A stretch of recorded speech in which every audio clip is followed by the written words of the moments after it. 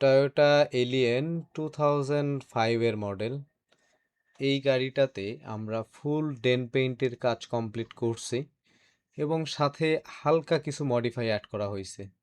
Like আপনার সাইডের diffuser, রেয়ারের diffuser, সাথে একটা সুন্দর কার্বন ইউনিভার্সাল স্পয়লার দিয়ে দেওয়া হয়েছে।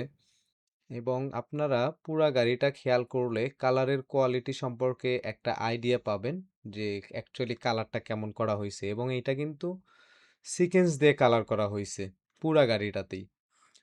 সো এইরকম কালার কোয়ালিটি বা কালার করলে ইজিলি একটা গাড়িতে 5 ইয়ার্স ইজিলি চলে যায়। কালারের ফিনিশিংটাও দেখতে পারতেছেন।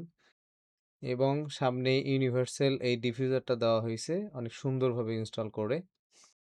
এবং হেডলাইটটাতে আমরা একটা প্রজেকশন করছি এবং কালারের কোয়ালিটিটা দেখেন, জাস্ট অন্যরকম লেভেলের চলে আসছে।